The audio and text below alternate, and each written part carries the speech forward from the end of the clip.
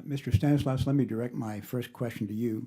On August 26, EPA Deputy Administrator Stan Myberg told reporters on a conference call that there was, quote, no evidence to suggest that precautionary measures were needed. However, I'd like to show you two documents on the screens. The first is a 2014 EPA task order, and the second is your own contractor's work plan from 2015. Both documents describe the potentially dangerous conditions at the mine, and specifically both state, and because the print is so small, I'll read it.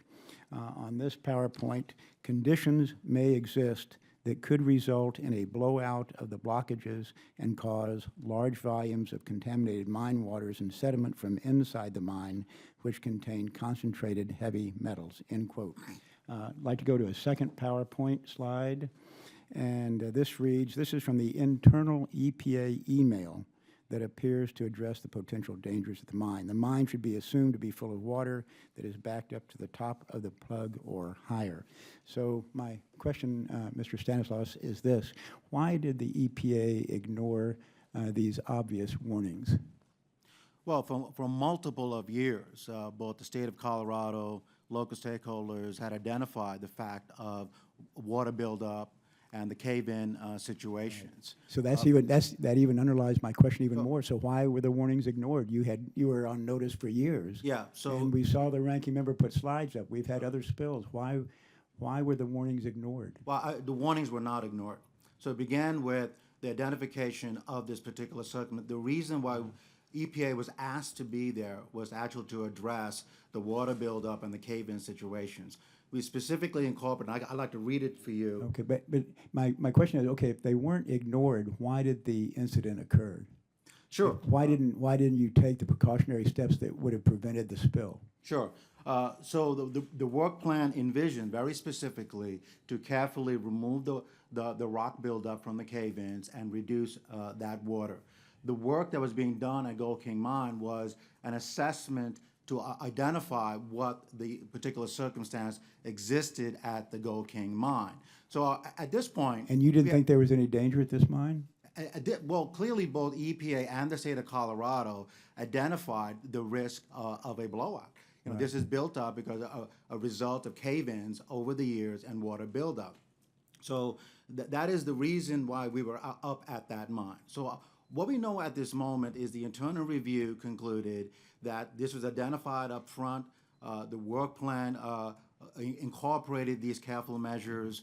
The experts of EPA and the state of Colorado looked at the site conditions, looked at seeps, looked at flows, and concluded that there were a low pressure situation. Okay, then what went wrong? If you knew there was a danger and you made the conscious decision to proceed, something went terribly wrong.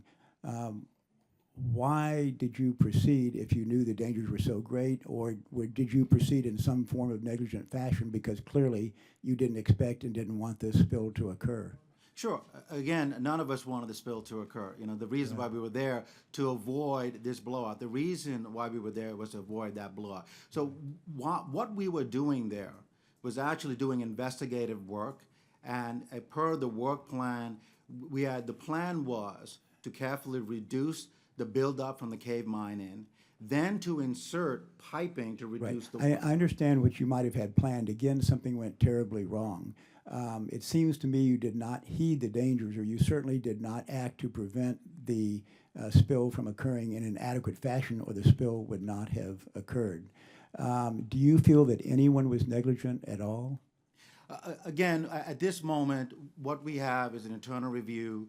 We're awaiting the independent review being done by the Department of Interior, as well as the Office of Inspector General. We will await the completion of all of those to make that assessment. And to date, has anybody been held accountable or not? Well, we've held ourselves accountable, and most immediately, we've worked with the state and local communities to address the response. So we've been working in a unified way, collecting data, communicating that data to local stakeholders so they can make decisions. Right, that's all well and good, but still a tragic spill occurred. It looks like to many of us that no one's been held accountable. There had to be negligence or the spill wouldn't have occurred, and yet the EPA doesn't seem to acknowledge any negligence. It doesn't seem to take any responsibility, and that's simply a disappointment, I have to tell you. Yeah. I have time for one more question. Let me direct it very quickly to Mr. Greaney and Dr. Williamson.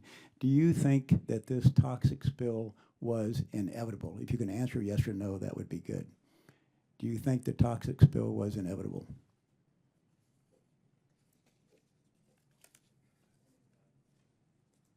I guess I'm not really qualified I thought he was going to say no.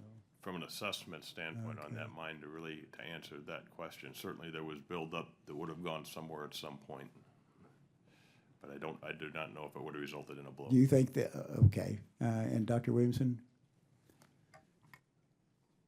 I would ultimately like to rely on more detailed evaluations. However, I wouldn't say that it's necessarily inevitable. It was, in fact, holding back quite a lot of water at this point. And there are other locations within the district that I'm aware of that act as opportunities for releasing pressure. So it remains to be seen. It would have to be forecast with a little more certainty, I think. Okay, thank you all. And the gentlewoman from Texas, Ms. Johnson, is recognized for her question.